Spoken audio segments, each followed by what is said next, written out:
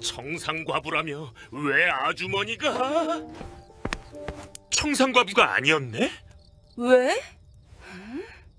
싫어요? 여러 번 살다 보면 실수가 복이 되는 순간이 있다고 하지요. 그런데 말입니다. 오늘 들려드릴 이야기는 실수도 보통 실수가 아니었습니다. 보쌈을 하러 갔다가 엉뚱한 사람을 데려온 이야기이거든요. 그것도 22세 청상과부인 줄 알았더니 나이 40의 기생을 데려왔으니 이 노총각 머슴의 팔자가 어떻게 바뀌었을지 한번 들어보시겠습니까? 사연 시작 전 구독과 좋아요를 눌러주신다면 저에게는 큰 힘이 됩니다. 그럼 사연 시작합니다. 옛날 옛적 호랑이가 담배 피우던 시절 어느 작은 마을 끄트머리에 칠복이라는 사내가 살고 있었습니다.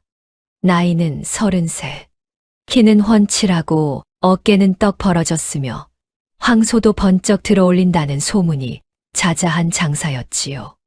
허나 그 좋은 몸뚱이로 평생 한 일이라고는 남의 집 머슴살이뿐이었습니다. 아버지를 일찍 여의고 홀어머니, 삼내 어멈을 모시느라 15살부터 남의 집 마당을 쓸고 논밭을 갈았으니 어느새 33이 되도록 장가 한 번 못 가본 신세가 된 것이었죠. 마을 사람들은 그를 이렇게 불렀습니다. 힘은 황소인데 팔자는 지렁이라고요. 칠복 본인도 딱히 할 말이 없었습니다. 억울하긴 했지만 가난 앞에서는 자존심이고 뭐고 다 소용없는 법이었거든요. 때는 늦가을이었습니다. 복남이가 칠복의 방문을 두드린 것은 해가 완전히 진 뒤였습니다. 칠복아, 자냐? 복남이었습니다. 마을에서 자비를 하며 사는 31살짜리 칠복의 오랜 친구였죠. 입이 가볍고 허풍이 심하기로 마을에서 둘째가라면 서러운 인물이었습니다. 그런데 이상하게도 칠복은 이 친구를 내치지 못했습니다. 허풍은 심해도 마음만큼은 따뜻한 녀석이었거든요. 복남이가 방문을 열고 들어오더니 품에서 술 단지 하나를 꺼냈습니다. 한잔 하자. 할 말이 있어. 야, 네 어머니 며느리 보고 싶다 하시잖아. 이번 기회 아니면 언제 장가 가냐. 이 밤중에 무슨 말. 복남이가 사방을 두리번거리더니 목소리를 바짝 낮추며 말했습니다. 칠복아, 있잖아. 내가 오늘 장터에서 아주 귀한 정보를 하나 들었거든. 칠복이 술잔을 받으며 무심하게 대꾸했죠. 또 무슨 허풍이야. 허풍이 아니라고. 진짜야. 들어봐. 복남이가 잔뜩 신이 나서 말을 이었습니다.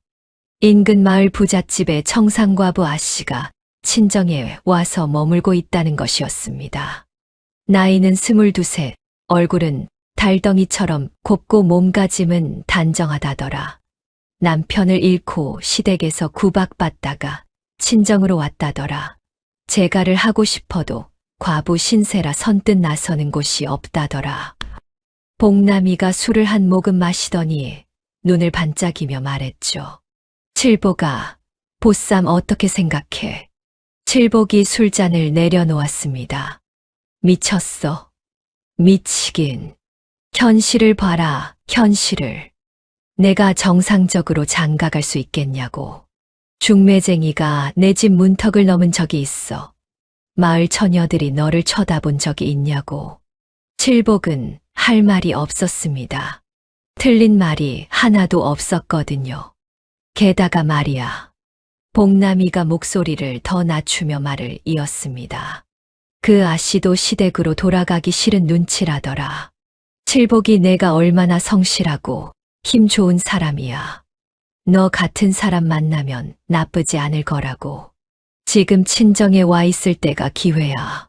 시댁으로 돌아가 버리면 영영 기회 없어. 칠복은 그날 밤 삼내 어멈의 목소리를 다시 떠올렸습니다. 며느리 얼굴 한 번만 보고 싶구나. 그 한마디가 결국 칠복의 마음을 움직였습니다. 체면도 자존심도 내려놓기로 했죠. 어머니를 위해서라면 못할 것이 없었습니다. 알았어. 해보자. 복남이가 무릎을 탁 쳤습니다. 그래, 그게 칠복이지. 사흘 후였습니다. 늦가을의 밤바람이 제법 쌀쌀하게 불던 날이었죠. 칠복과 복남이 그리고 동네 친구 하나, 셋이서 검은 옷을 걸치고 집을 나섰습니다. 복남이는 출발하기 전부터 잔뜩 들떠 있었습니다. 걱정 마라. 내가 그 집 구조를 훤히 안다고. 별채가 어디 있는지, 담이 얼마나 높은지 다 알아봤어. 칠복이 미심쩍은 눈으로 물었습니다. 진짜 알아본 거 맞아? 당연하지. 나를 누구로 보고. 문제는 복남이의 자신감이 언제나 실력보다 2배쯤 앞서간다는 것이었습니다.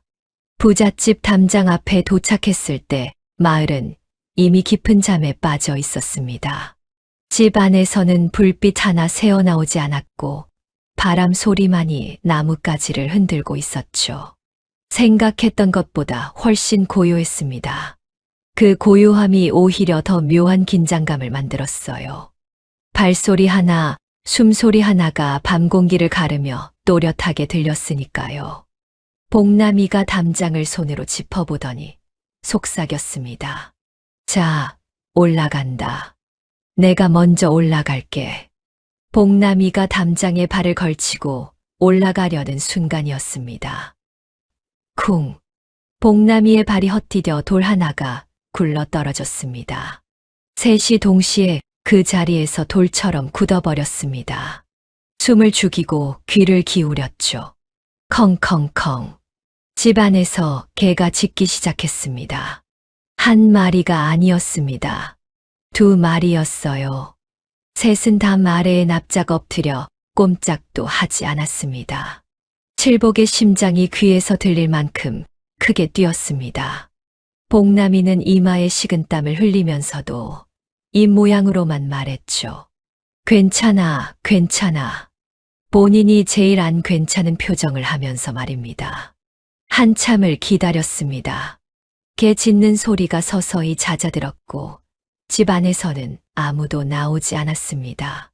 칠복이 길게 숨을 내쉬었죠. 가까스로 담을 넘어 마당 안으로 들어섰습니다. 불 꺼진 마당이 달빛만으로 희미하게 밝혀져 있었습니다. 장독대가 줄지어 서 있었고 마당 한켠에 우물이 보였죠. 모든 것이 고요하고 잠들어 있었습니다. 바로 그때였습니다. 사랑채 쪽에서 문 열리는 소리가 났습니다. 셋이 동시에 장독대 뒤로 몸을 숨겼습니다. 하인 하나가 부스스한 모습으로 나오더니 하품을 쩍하며 마당을 가로질러 뒷간 쪽으로 향했습니다. 칠복은 장독대 뒤에서 숨을 참았습니다. 옆에 있던 복남이가 너무 긴장한 나머지 장독대에 이마를 갖다 박을 뻔했죠. 칠복이 얼른 손으로 복남이 이마를 막아주었습니다. 하인이 보리를 마치고 다시 사랑채로 들어가는 그 짧은 시간이 한없이 길게 느껴졌습니다. 드디어 사랑채 문이 닫혔습니다. 복남이가 별채를 손가락으로 가리키며 속삭였습니다. 저기야, 불 켜진 방 보여? 마당 안쪽 담장 가까이에 자리한 별채의 창문 하나에서 은은한 불빛이 새어나오고 있었습니다. 창호지에 여인의 그림자가 비쳤죠. 자태가 날씬하고 움직임이 우아했습니다. 칠복의 심장이 다시 쿵쿵 뛰기 시작했습니다. 복남이가 칠복의 등을 살짝 밀며 속삭였습니다. 어서 가. 나는 여기서 망본다. 칠복이 품에서 보따리를 꺼내 손에 쥐었습니다. 손이 떨렸습니다. 발이 떨렸습니다. 별채 앞까지 한 발 한 발 다가가는 동안 온몸이 사시나무 떨듯 했죠. 드디어 별채 문 앞에 섰습니다. 칠복이 떨리는 손으로 문고리를 천천히, 아주 천천히 잡았습니다. 그리고 숨을 한 번 깊이 들이마신 뒤 문을 살며시 열었습니다. 순간 칠복의 손이 움직였습니다. 보따리가 여인의 머리 위로 살포시 씌워졌죠. 여인이 놀라 소리를 내려 했으나 이미 보따리가 씌워진 뒤였습니다. 칠복이 여인을 번쩍 들어 등에 업었습니다. 그런데 이상했습니다. 생각보다 무게감이 상당했습니다. 속으로 생각했죠. 과부 아씨가 꽤 건강하시네. 여인이 탐탁지 않다는 듯 몸을 좌우로 흔들기 시작했습니다. 칠복이 낮은 목소리로 속삭였습니다. 조용히 해주시옵소서. 잠깐만요. 여인이 잠시 멈추는 듯 했습니다. 그리고 더 크게 몸을 흔들었습니다. 칠복이 복남이에게 신호를 보내려 돌아봤더니 복남이는 이미 담을 넘어 사라진 뒤였습니다. 동네 친구도 없었습니다. 칠복 혼자였습니다. 할 수 없었습니다. 칠복은 이를 악물고 여인을 업은 채 담장을 향해 발걸음을 옮겼습니다. 여인을 업고 담을 넘는 것이 쉬운 일이 아니었지만 황소도 번쩍 드는 장사였습니다. 이 정도 담장이야 문제 없었죠. 문제는 여인이 끝까지 몸을 흔들었다는 것입니다. 칠복이 집에 도착한 것은 한참 뒤였습니다. 숨이 턱까지 찬 채로 방 안에 여인을 내려놓았습니다. 떨리는 손으로 보따리를 풀었죠. 그 순간이었습니다. 칠복의 눈이 동그랗게 커졌습니다. 뒤늦게 따라온 동네 친구도 얼굴을 들여다보다가 뒷걸음질 치며 문에 머리를 쾅 박았습니다. 예상했던 앳된 22~23세 청상과부가 아니었습니다. 등불 아래 드러난 것은 곱게 단장한 40대 여인이었습니다. 비단 저고리에 고운 쪽머리, 서늘하고 또렷한 눈빛으로 칠복을 정면으로 바라보고 있었죠. 당황한 기색이라고는 눈곱만큼도 없었습니다. 오히려 이 상황이 전혀 낯설지 않다는 듯 차분하기 그지없었습니다. 칠복이 말을 더듬었습니다. 저기 혹시 부잣집 청상아 씨가 아니시옵니까? 여인이 옷매무새를 가다듬으며 차갑게 한마디 했습니다. 아니요. 칠복은 그 자리에서 무너지는 것 같았습니다. 동네 친구는 슬그머니 방문 밖으로 사라졌습니다. 나중에 들으니 그 길로 집에 가서 이불을 뒤집어 쓰고 잠들었다더군요. 칠복 혼자 여인 앞에 남았습니다. 여인은 서두르지 않았습니다. 방 안을 천천히 둘러볼 뿐이었죠. 낡은 기와 삐걱거리는 마루, 군데군데 바람이 새는 창호지. 가난하지만 깨끗하게 쓴 흔적이 역력한 집이었습니다. 여인의 눈빛이 처음에 서늘함에서 무언가를 찬찬히 살피는 표정으로 서서히 바뀌었습니다. 마치 오래된 물건의 쓸모를 가늠하듯 조용하고 침착한 눈빛이었죠. 칠복이 식은땀을 닦으며 사과를 늘어놓기 시작했습니다. 정말 죄송합니다. 제가 사람을 잘못 찾아뵌 것 같습니다. 당장 댁까지 모셔다 드리겠습니다. 제가 정말... 그때 방문이 열렸습니다. 삼내 어멈이었습니다. 인기척에 잠을 깬 듯 머리카락이 흐트러진 채 문을 열고 나왔죠. 아들이 드디어 며느리감을 데려왔나 싶어 반색하던 얼굴이 등불에 비친 여인의 얼굴을 보는 순간 굳어버렸습니다. 어색한 침묵이 방 안을 가득 채웠습니다. 바로 그 순간이었습니다. 여인이 삼내 어멈을 바라보더니 표정을 가다듬고 자리에서 천천히 일어섰습니다. 그리고 허리를 깊이 굽혀 꾸벅 정중하게 인사를 올렸죠. 어르신, 저 오늘 밥을 못 먹었는데 혹시 부엌 좀 써도 되겠습니까? 삼내 어멈과 칠복이 동시에 굳은 채로 여인을 바라봤습니다. 뜻하지 않게 이 집에 발을 들이게 된 여인이었습니다. 당장 자리를 박차고 일어나도 이상하지 않을 여인이었습니다. 그런데 그 여인이 지금 눈 하나 깜짝하지 않고 부엌을 빌려달라고 하고 있었습니다. 칠복은 그 순간 한 가지 생각밖에 들지 않았습니다. 대체 어떤 사람이지? 삼내 어멈이 멍하니 서 있는 사이 홍매는 이미 부엌 쪽으로 발걸음을 옮기고 있었습니다. 칠복이 얼른 따라 붙었습니다. 저기요. 부엌은 이쪽이 아니라 그쪽이군요. 홍매가 태연하게 방향을 바꿨습니다. 칠복은 할 말을 잃었죠. 이 상황에서 부엌 위치를 물어보는 여인이라니. 칠복이 머릿속으로 생각할 수 있는 반응이 아니었습니다. 부엌 앞에서 홍매가 발걸음을 멈추고 칠복을 돌아봤습니다. 불 좀 넣어 주시겠습니까? 예, 아궁이요. 불이 꺼져 있군요. 칠복은 어안이 벙벙한 채로 아궁이 앞에 앉아 불을 지폈습니다. 자신이 지금 무엇을 하고 있는 건지 도무지 알 수가 없었습니다. 보쌈을 해왔더니 불을 지피고 있었습니다. 홍매는 그 사이 부엌을 찬찬히 살펴봤습니다. 광에서 쌀을 꺼내고 항아리 뚜껑을 열어 된장 냄새를 맡아보고 찬장을 열어 남은 재료들을 살폈죠. 손이 빠르고 눈이 정확했습니다. 마치 오래전부터 이 부엌을 써온 사람처럼 자연스러웠습니다. 칠복이 아궁이에 불을 넣으며 조심스럽게 입을 열었습니다. 저기, 정말 죄송합니다. 제가 사람을 잘못 찾아뵌 것이 맞으니 드시고 나면 대까지 모셔다 드리겠습니다. 홍매가 쌀을 씻으며 말했습니다. 어디로요? 예, 댁이라 하셨는데 어디로 모셔다 드린다는 말씀이십니까? 칠복이 대답을 못하고 있자 홍매가 담담하게 말을 이었습니다. 저는 오늘 그 집 잔치 음식을 도우러 갔다가 일이 끝나고 돌아오는 길이었습니다. 돌아갈 집이 따로 있는 몸이 아니에요. 칠복이 눈을 깜빡였습니다.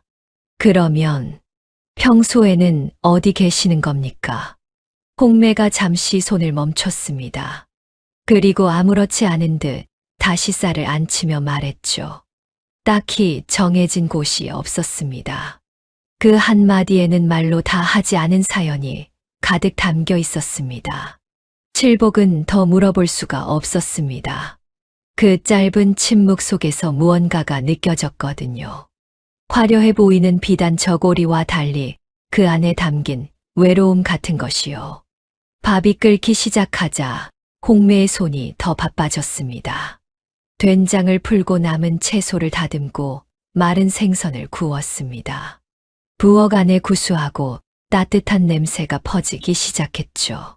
칠복은 아궁이 앞에 앉아 그 모습을 멍하니 바라봤습니다. 손이 빠른 건 알았습니다. 그런데 손이 정확하기도 했습니다.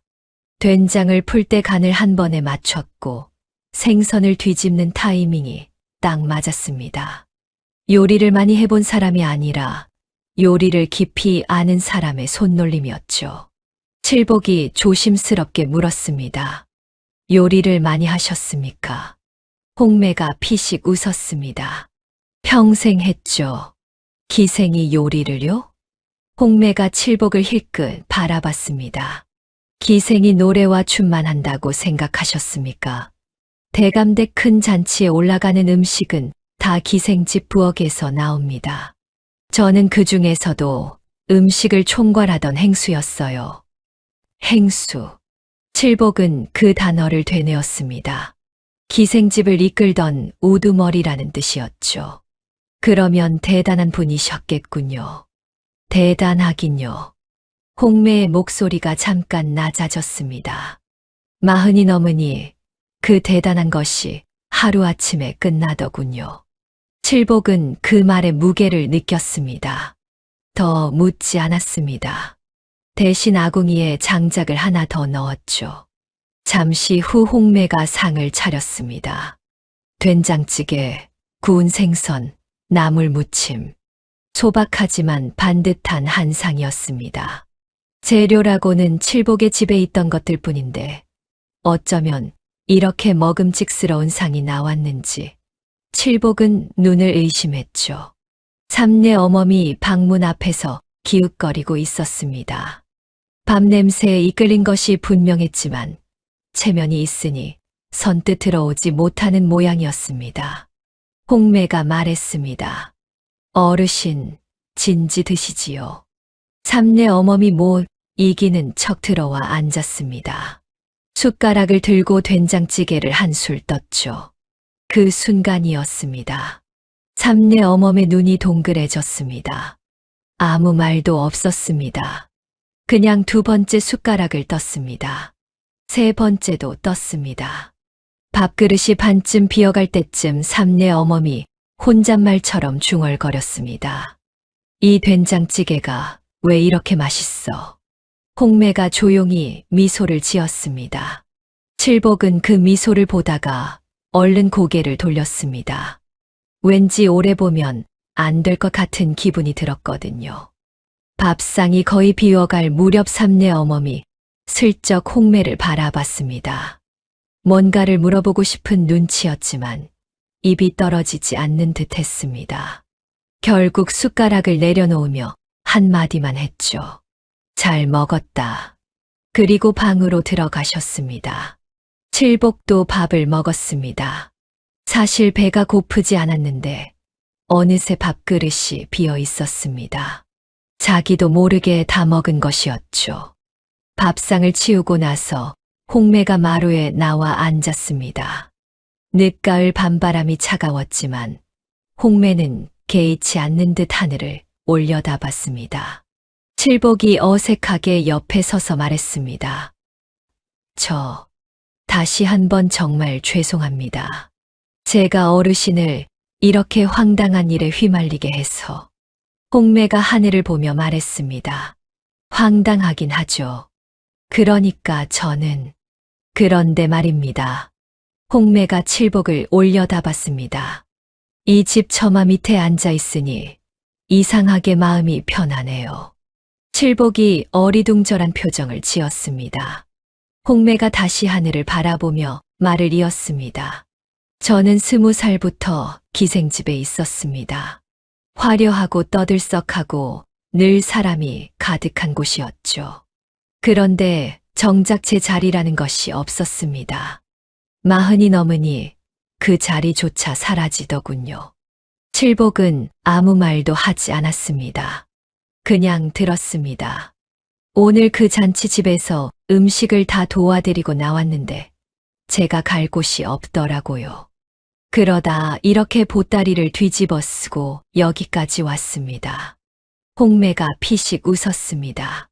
팔자도 참 희한하지요. 칠복이 머리를 긁적이며 말했습니다. 저도 면목이 없습니다. 청상과부 아씨를 모셔와야 했는데 제 친구 복남이 녀석이 방향을 잘못 알려줘서. 복남이요? 예. 아까 저보다 먼저 담을 넘어 도망간 녀석이 바로 그 친구입니다. 홍매가 고개를 끄덕였습니다. 도움도 안 되고 도망은 제일 빠르군요. 맞습니다. 두 사람 사이에 잠깐 침묵이 흘렀습니다.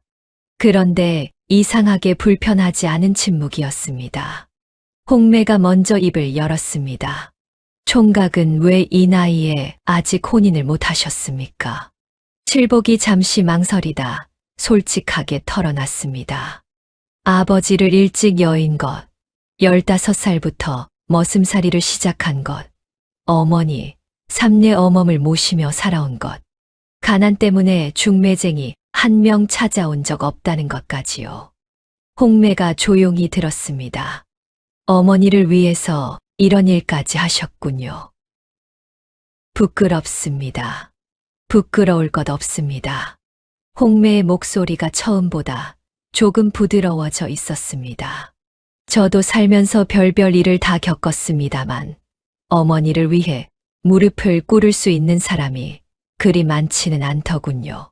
칠복이 홍매를 바라봤습니다. 홍매는 여전히 하늘을 보고 있었습니다.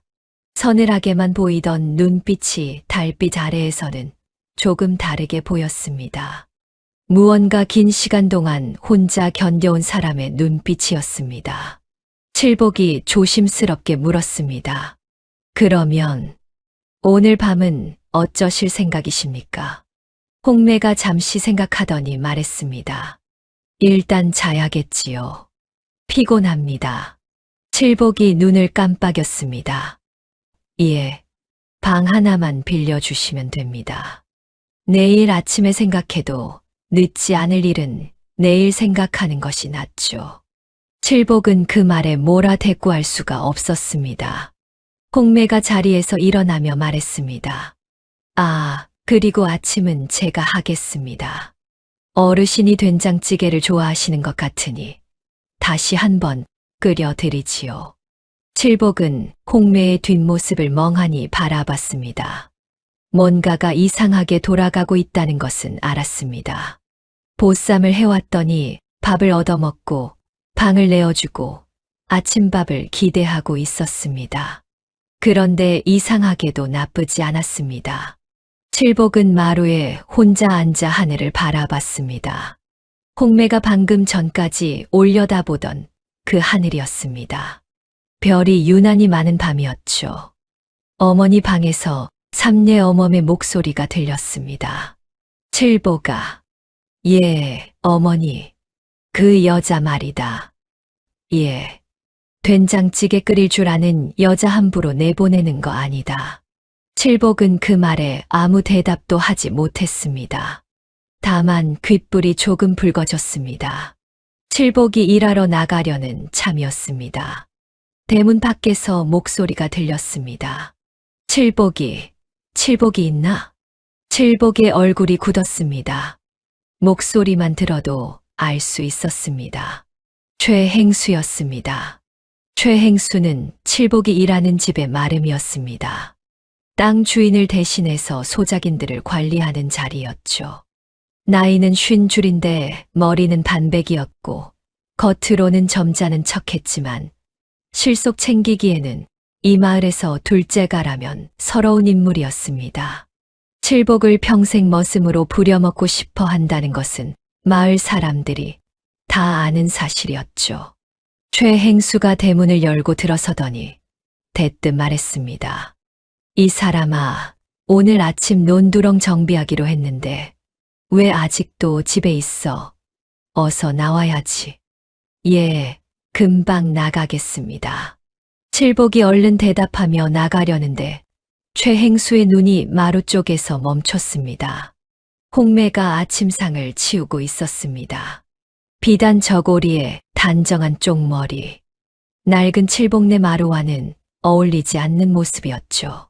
최행수의 눈썹이 올라갔습니다. 저 여자는 누구야? 칠복이 말문이 막혔습니다.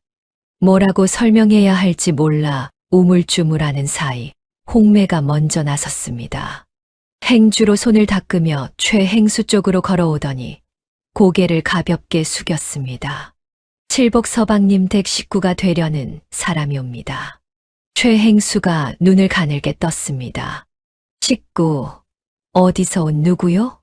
지나가다 인연이 다 들어오게 되었습니다. 최행수가 홍매를 위아래로 훑어봤습니다. 비단 저고리, 옥비녀, 우아한 자태.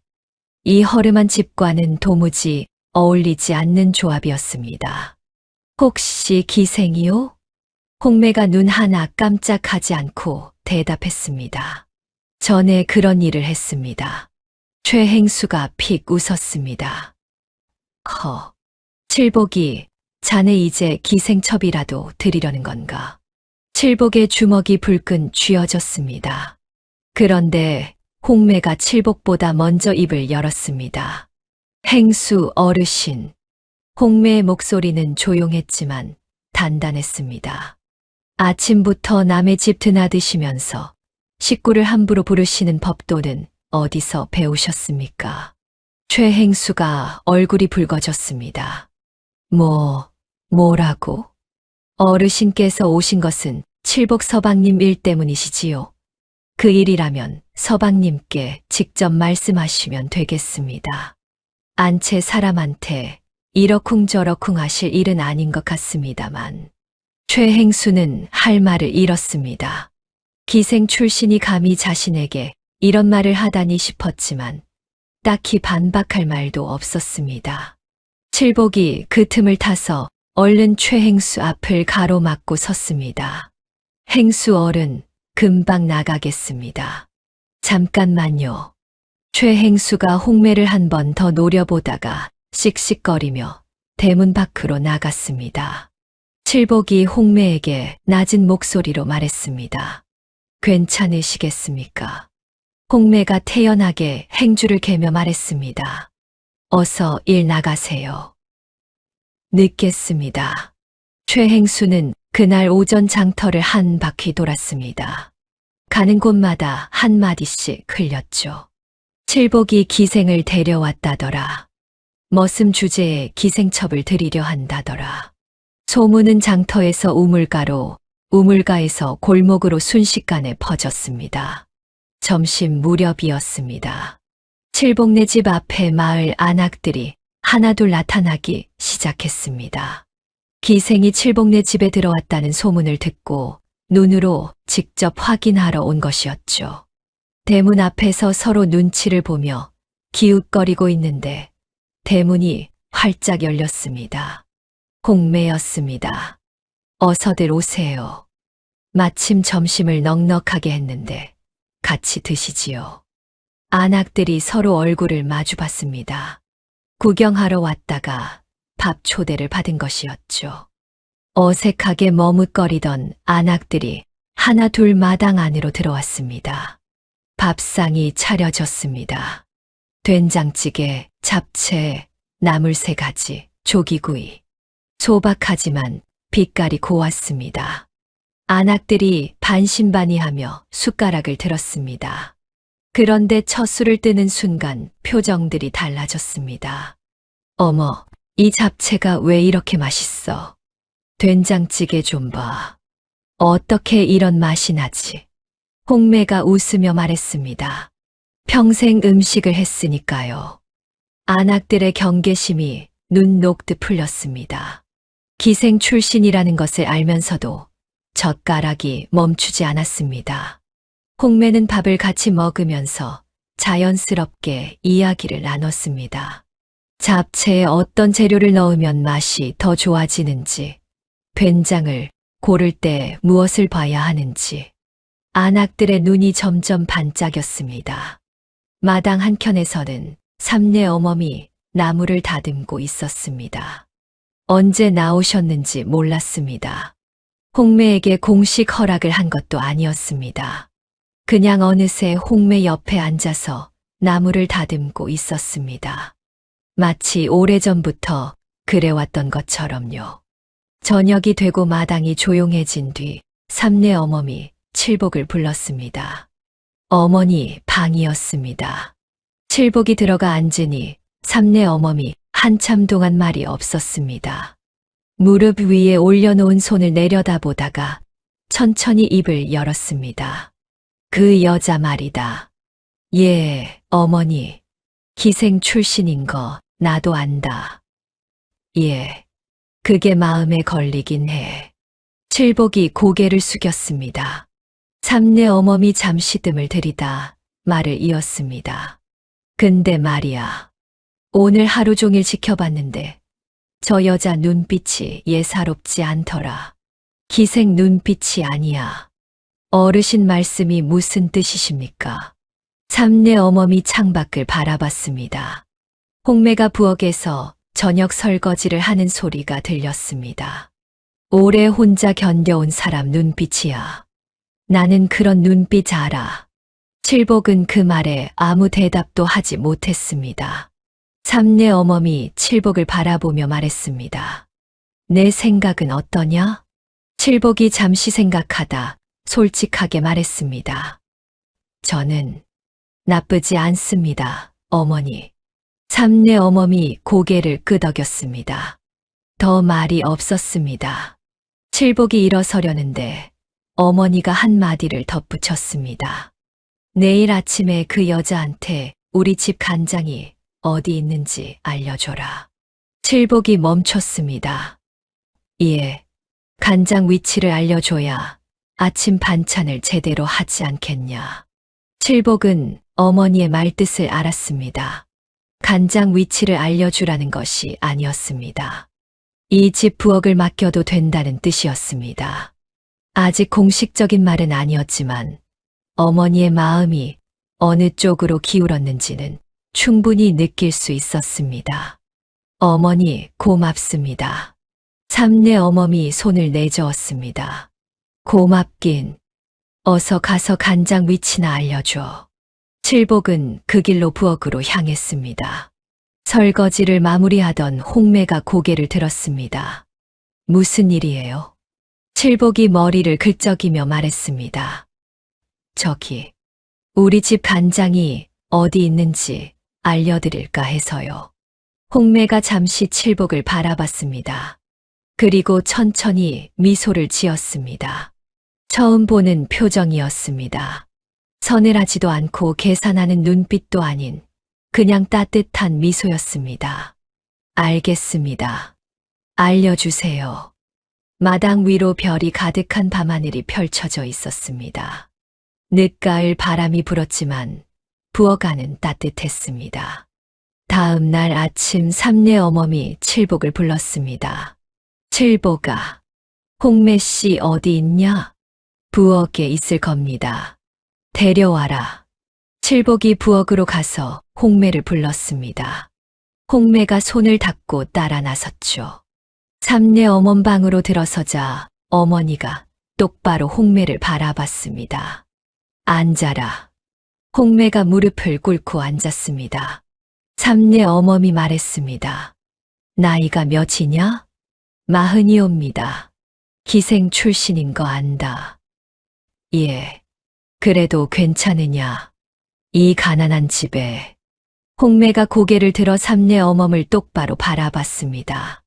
괜찮습니다. 어르신.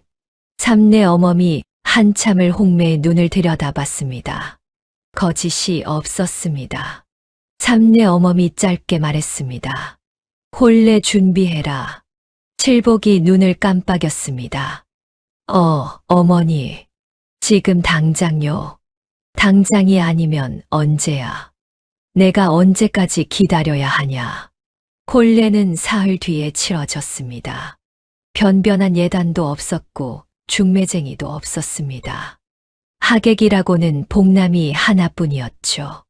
그래도 칠복은 깨끗한 두루마기를 꺼내 입었고 홍매는 붉은 저고리에 쪽머리를 단정하게 올렸습니다. 문제는 음식이었습니다. 홍매가 혼례 음식을 직접 차렸는데 그 냄새가 담장을 넘었습니다. 소문을 듣고 구경하러 왔던 마을 사람들이 담장 밖에서 기웃거리다 냄새에 이끌려 하나 둘 마당 안으로 들어왔습니다. 홍매가 말렸습니다.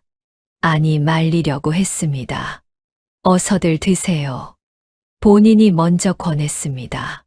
결국 초라한 두 사람의 혼례는 어느새 마을 잔치가 되어버렸습니다. 마당에 돗자리가 깔리고 사람들이 옹기종기 앉아 음식을 먹었습니다. 웃음소리가 담장 밖까지 퍼졌죠. 복남이가 음식을 3그릇째 먹으며 칠복에게 말했습니다. 야, 칠복아. 내가 보쌈 계획 세워줬으니까 이 공로는 내가 반은 가져가야 하는 거 아니야? 칠복이 말했습니다. 방향 잘못 알려줘서 이렇게 된 거잖아. 그러니까 반반이지.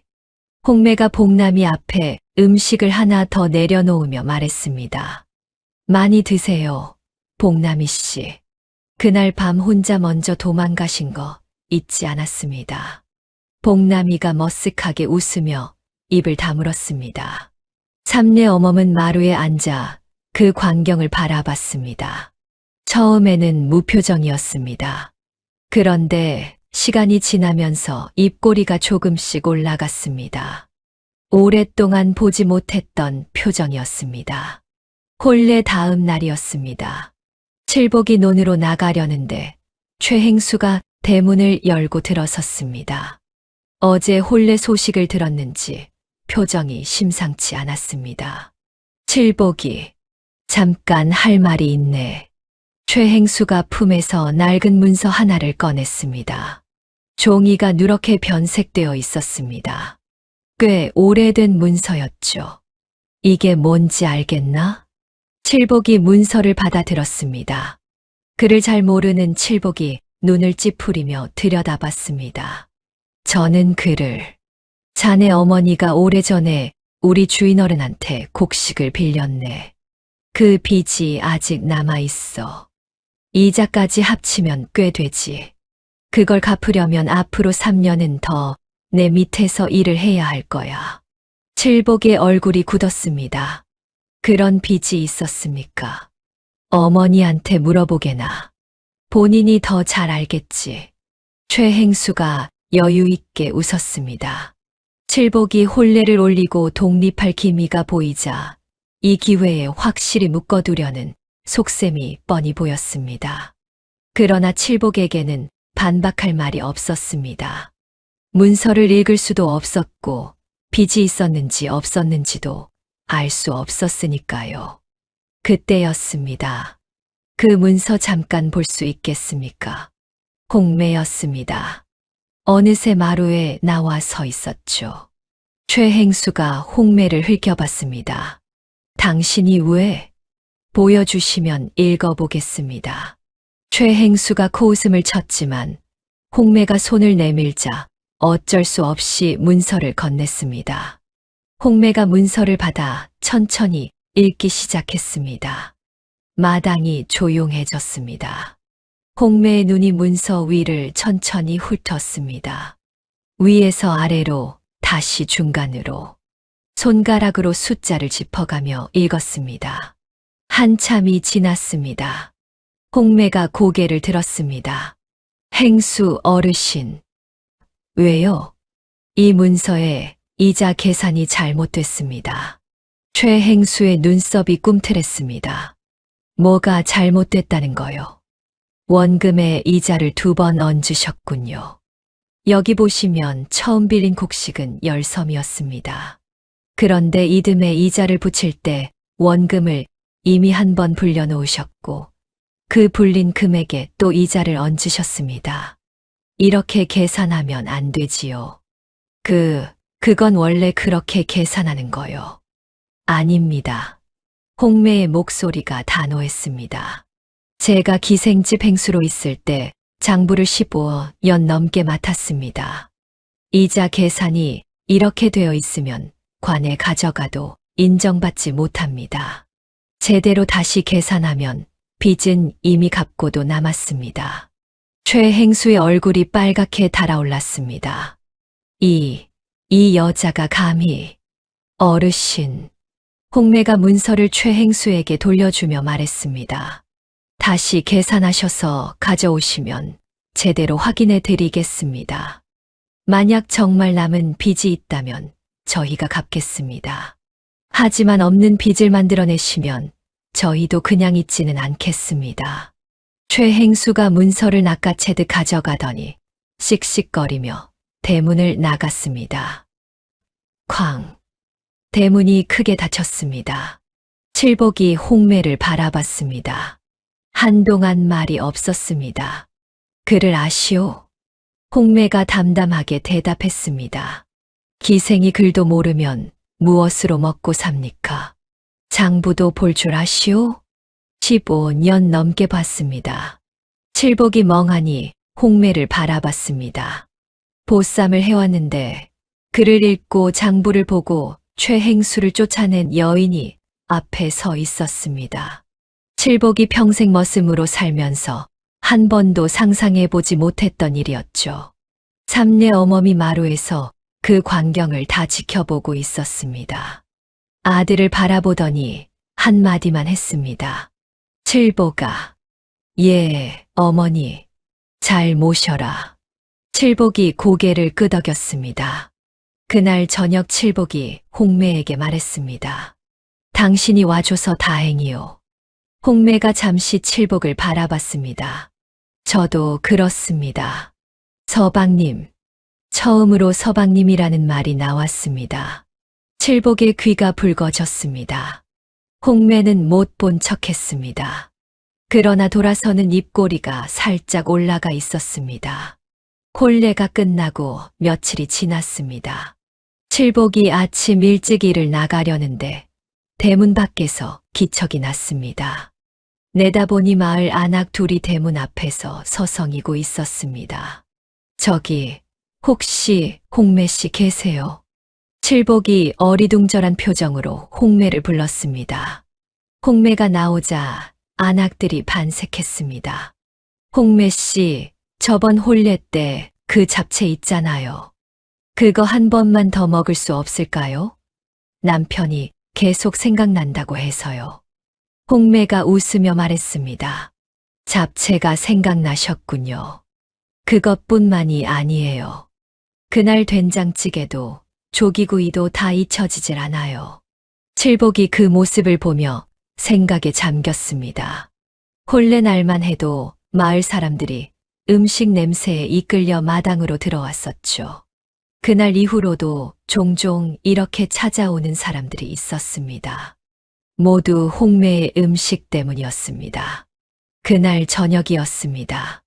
홍매가 칠복과 삼례 어멈을 마주 앉혀놓고 말을 꺼냈습니다. 드릴 말씀이 있습니다. 무슨 말이요? 주막을 열면 어떻겠습니까? 칠복이 눈을 깜빡였습니다. 주막이요? 예. 제 음식 솜씨라면 충분히 해볼 만합니다. 이 마을을 지나는 장사꾼들도 꽤 있고 마을 사람들도 찾아올 겁니다. 칠복이 머리를 긁적였습니다. 그게 말처럼 쉬운 일이겠소. 주막을 열려면 건물도 있어야 하고 재료도 있어야 하고 건물은 서방님이 지으시면 되지 않습니까? 칠복이 멈췄습니다. 제가요? 서방님 힘이라면 며칠이면 충분하지 않겠습니까? 삼례 어멈이 옆에서 무릎을 탁 쳤습니다. 그거 좋다. 칠복아, 해봐라. 칠복이 어머니와 홍매를 번갈아 봤습니다. 두 사람의 눈빛이 이미 결정된 사람들의 눈빛이었습니다. 알겠소. 다음 날 아침부터 칠복이 팔을 걷어붙였습니다. 집 한켠 빈터에 주막을 짓기 시작했습니다. 혼자였습니다. 복남이가 도와주겠다고 왔다가 칠복이 기둥감 통나무를 혼자 번쩍 들어 옮기는 것을 보고 그냥 구경꾼이 되었습니다. 야, 저게 사람이야? 지나가던 마을 사람들이 하나둘 멈춰 섰습니다. 칠복이 어른둘이 달라붙어도 꿈쩍 않을 기둥을 혼자 들어 세우고 무거운 지붕 석가래를 어깨에 올려 척척 얹었습니다. 반나절이 지나자 뼈대가 섰고 하루가 지나자 지붕이 올라갔습니다. 이틀째 되는 날 저녁 주막 건물이 완성되었습니다. 마을 사람들이 웅성거렸습니다. 이틀 만에 집을 지었다고? 칠복이가 기둥을 혼자 들더라고. 내 눈으로 봤어. 복남이가 구경꾼들 사이에서 어깨를 으쓱했습니다. 내 친구야. 원래 저래. 홍매가 완성된 주막 안을 둘러봤습니다. 소박했지만 반듯했습니다. 마루가 넓고 천장이 높았습니다. 칠복이 옆에 서서 물었습니다. 어떻소? 좋습니다. 홍매가 짧게 웃으며 소매를 걷었습니다. 내일부터 시작하지요. 개업 첫날이었습니다. 홍매가 새벽부터 일어나 음식을 준비했습니다. 된장찌개, 나물무침, 구운 생선, 막걸리. 정갈하게 차려진 주막 안에 구수한 냄새가 가득 찼습니다. 그런데 아무도 오지 않았습니다. 점심이 지나도록 손님이 없었습니다. 마을 사람들이 주막 앞을 지나치면서 흘끔흘끔 쳐다보기는 했지만 발걸음을 들이는 사람은 없었습니다. 수군거리는 소리가 들렸습니다. 기생이 하는 주막이라던데 음식이 맛있다고 해도 찜찜하지. 그냥 지나치자. 칠복이 빈 주막 안에 앉아 한숨을 내쉬었습니다. 홍매는 아무 말 없이 부엌에서 음식을 정리했습니다. 표정 하나 변하지 않았습니다. 저녁 무렵이었습니다. 길을 지나던 나그네 하나가 주막 앞에서 발걸음을 멈췄습니다. 먼 길을 온 듯 행색이 지쳐 보였습니다. 홍매가 나와서 말했습니다. 어르신, 들어오세요. 오늘은 그냥 드리겠습니다. 나그네가 어리둥절한 표정으로 물었습니다. 그냥요? 예, 첫날이니까요. 나그네가 안으로 들어와 상을 받았습니다. 된장찌개에 밥 한 그릇, 나물 2가지, 구운 생선, 소박한 상이었습니다. 나그네가 첫 술을 뜨더니 손을 멈췄습니다. 그리고 2번째, 3번째. 아무 말 없이 숟가락이 빨라졌습니다. 밥그릇이 비워지고 찌개 뚝배기가 바닥을 드러낼 때쯤 나그네가 고개를 들었습니다. 주인장, 예, 이 된장찌개 도성에서도 이런 맛은 못 먹어봤소. 홍매가 조용히 웃었습니다. 감사합니다. 나그네가 자리에서 일어나며 말했습니다. 공짜로 먹기가 미안하군요.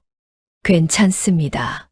다음에 또 이 길을 지나시거든 들러주세요.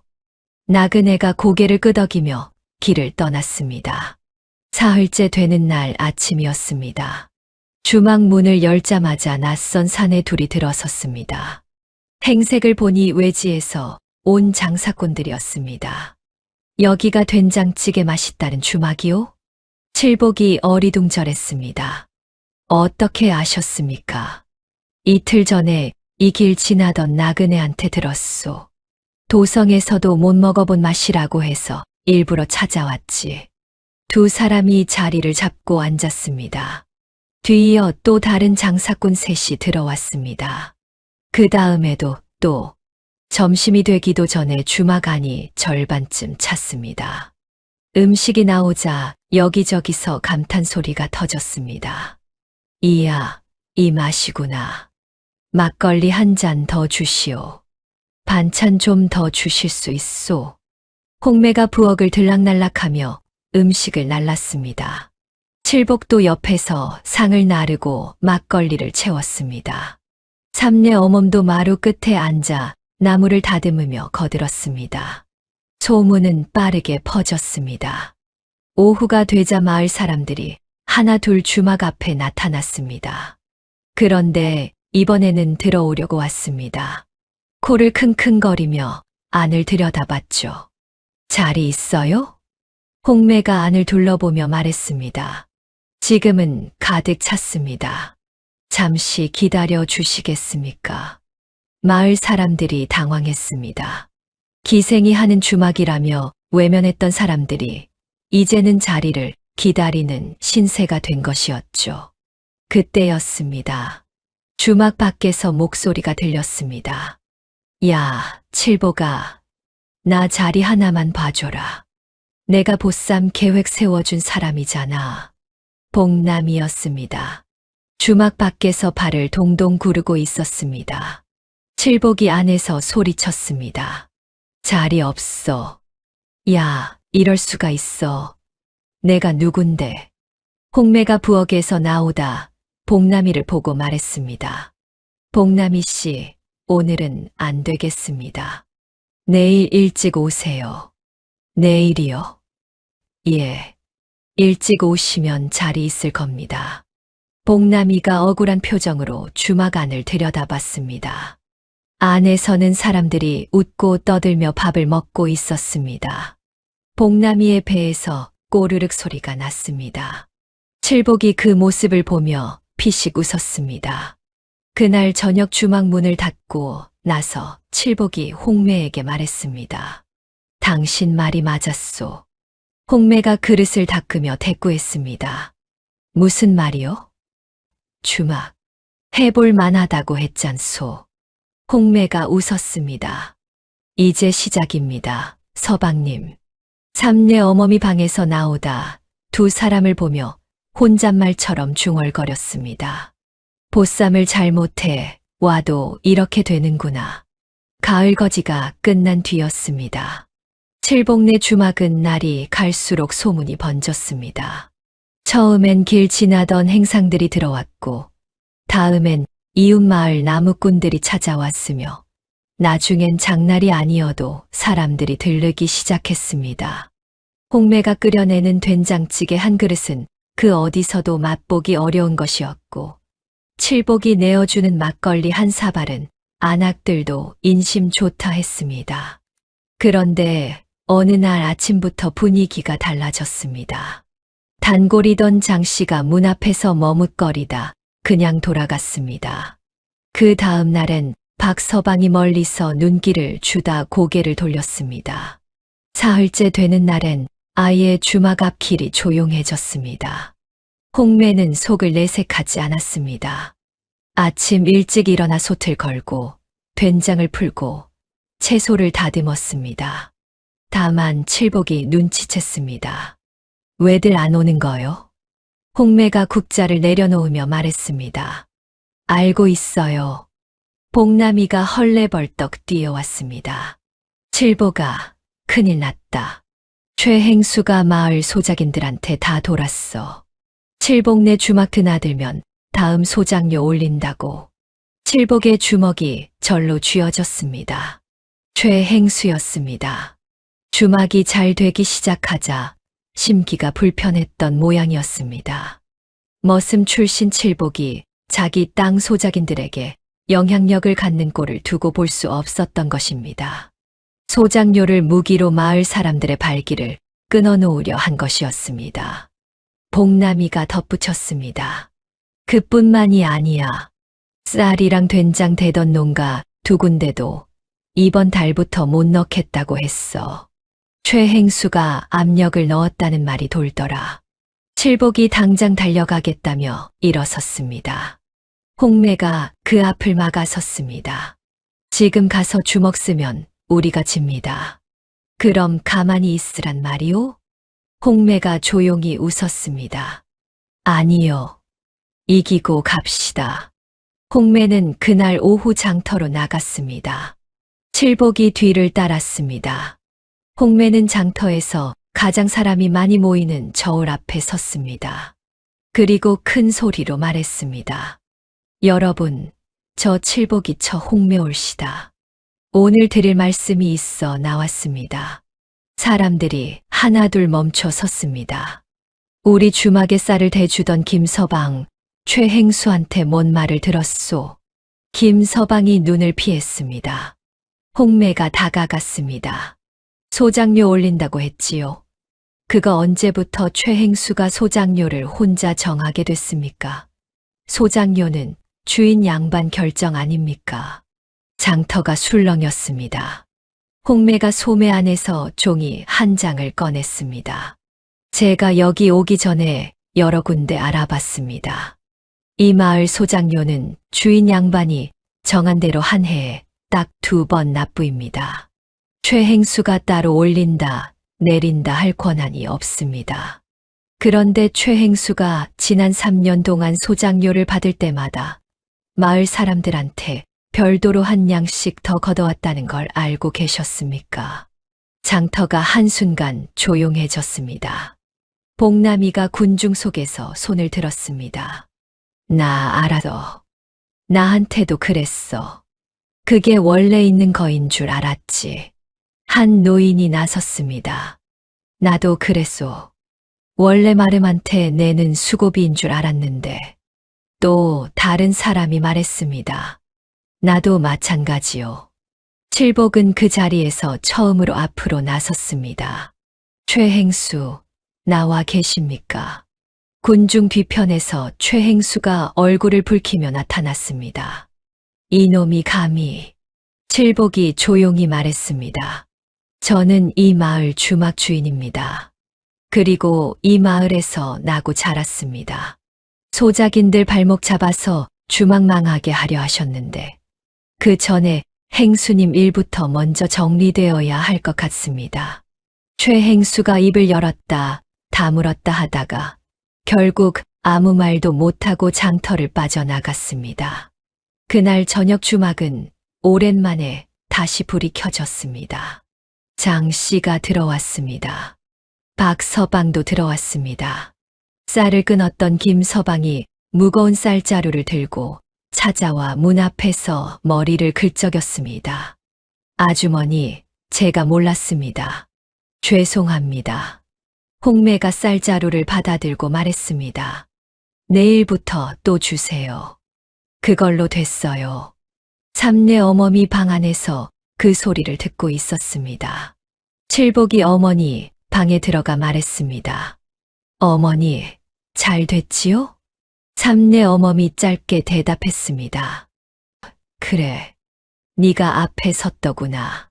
칠복이 머리를 긁적였습니다. 삼내 어머니 낮게 덧붙였습니다. 그 여자, 네 잘 만났다. 그날 밤 홍매는 아무 말 없이 솥을 닦았습니다. 칠복이 옆에 앉아 불을 지켰습니다. 두 사람은 한동안 말이 없었습니다. 그래도 괜찮았습니다. 가을비가 내리던 아침이었습니다. 복남이가 주막 문을 박차고 들어오더니 숨을 헐떡이며 말했습니다. 칠복아, 포졸이 온다. 칠복이 막걸리 항아리를 닦다가 손을 멈췄습니다. 홍매는 솥 앞에서 국자를 내려놓았습니다. 삼내 어멈은 방 안에서 인기척을 죽였습니다. 잠시 뒤 포졸 2명이 주막 마당에 들어섰습니다. 한 명이 문서를 꺼내 읽었습니다. 칠복이라는 자 있느냐? 머슴 계약 중 무단 이탈하여 주막을 열고 허가 없이 술을 판 혐의로 관하에서 출두를 명한다. 마당 밖으로 마을 사람들이 하나둘 모여들었습니다. 수군거리는 소리가 담장 너머까지 들렸습니다. 복남이는 군중 사이에서 안절부절 못하며 발을 동동 굴렀습니다. 칠복의 얼굴이 굳었습니다. 살면서 관아 포졸 앞에 선 적이 없었습니다. 다리가 뻣뻣해지는 느낌이었습니다. 끌려가듯 따라 나서려던 순간이었습니다. 홍매가 칠복의 팔에 손을 얹었습니다. 당당하게 걸어가요. 잘못한 게 없으니까. 칠복이 홍매를 내려다봤습니다. 홍매의 눈은 흔들림이 없었습니다. 비가 내리는 아침인데도 그 눈빛이 유난히 또렷했습니다. 칠복이 천천히 고개를 끄덕였습니다. 칠복은 등을 폈습니다. 그리고 걸었습니다. 관아까지 가는 길이 짧지 않았습니다. 포졸 둘이 양옆에 서서 걸었고 칠복은 그 가운데를 걸었습니다. 빗속에서 마을 사람들이 멀찍이 따라오며 지켜봤습니다. 누군가 작은 소리로 말했습니다. 최행수가 고발한 거래. 또 다른 목소리가 들렸습니다. 그 사람이 뭘 잘못했다고. 칠복은 앞만 보고 걸었습니다. 등이 굽지 않았습니다. 관아 마당은 서늘했습니다. 빗소리가 기와장 위에서 고르게 울렸습니다. 이방이 낮은 책상 앞에 앉아 칠복을 훑어봤습니다. 머슴 출신 사내가 등을 펴고 서 있는 것이 다소 의외인 듯한 눈빛이었습니다. 이방이 계약서 한 장을 칠복 앞에 내밀었습니다. 이 계약서에 따르면 내 머슴 계약은 아직 만료되지 않았다. 계약 기간 중 무단으로 자리를 비웠으니 이는 명백한 계약 위반이다. 할 말이 있느냐? 칠복이 계약서를 받아들었습니다. 누렇게 바랜 종이 위에 잔글씨가 빽빽했습니다. 눈이 글자 위를 훑었지만 아무것도 들어오지 않았습니다. 글을 읽지 못했습니다. 손이 미세하게 떨렸습니다. 무어라 말해야 할지 몰랐습니다. 억울하다는 것은 알았지만 그것을 어떻게 말로 풀어야 하는지 알지 못했습니다. 평생 몸으로만 살아온 사람의 한계였습니다. 그때 관아 마당 입구에서 목소리가 들렸습니다. 잠깐 기다려 주시겠습니까? 홍매였습니다. 쪽빛 저고리에 옥비녀를 꽂은 채 빗속을 걸어 관아 마당으로 들어서고 있었습니다. 포졸 하나가 앞을 막아섰습니다. 여인네가 어딜? 칠복씨 처올시다. 계약서 관련하여 이방님께 드릴 말씀이 있습니다. 홍매의 목소리는 떨리지 않았습니다. 이방이 잠시 홍매를 바라보다 손짓으로 포조를 물렸습니다. 홍매가 칠복 옆에 섰습니다. 칠복의 손에서 계약서를 받아들고 천천히 읽기 시작했습니다. 손가락이 줄과 줄 사이를 짚어 내려갔습니다. 이방님, 이 계약서 만료일을 보시면 기해년 10월 금음으로 되어 있습니다. 이방이 몸을 앞으로 기울였습니다. 지금이 경자년 2월입니다. 계약은 이미 지난해 가을에 만료되었습니다. 칠복 씨가 주막을 연 것은 계약 만료 이후의 일입니다. 이방이 계약서를 낚아채듯 집어들었습니다. 날짜 부분을 손가락으로 짚으며 눈썹이 천천히 올라갔습니다. 홍매가 멈추지 않았습니다. 그리고 이 계약서, 이자 계산 부분을 보시면 원금에 이자를 2번 중복 적용한 흔적이 있습니다. 저희가 이미 최행수에게 이 일을 제기했으나 수정이 이루어지지 않았습니다. 홍매가 소매 안에서 종이 한 장을 더 꺼냈습니다. 마지막으로 이것은 지난 장터에서 마을 사람 12명이 직접 증언한 내용을 정리한 문서입니다. 최행수가 3년간 소장료 외에 별도로 한 양씩 더 걷어온 사실이며 서명도 받아두었습니다. 이방이 두 문서를 번갈아 들여다봤습니다. 관아 마당의 빗소리만 고르게 울렸습니다. 긴 침묵이었습니다. 이방이 입을 열었습니다. 최행수를 불러라. 최행수가 관아 마당에 들어서다 홍매와 눈이 마주쳤습니다. 발걸음이 눈에 띄게 느려졌습니다. 얼굴이 순식간에 굳었습니다. 이방이 느리고 또렷하게 물었습니다. 계약서 만료일이 지난해 가을이오. 그대는 어찌 기간이 남았다 하여 고발장을 냈소? 최행수가 입술을 달싹였습니다. 그것은 제가 날짜를 잘못 확인한 것이고. 잘못 확인한 것이오? 이방의 목소리가 낮아졌습니다. 소장료 외 별도 수취건은 어찌 설명하겠소. 12명의 서명이 여기 있소이다. 최행수의 입이 열렸다 닫혔습니다. 2번, 3번.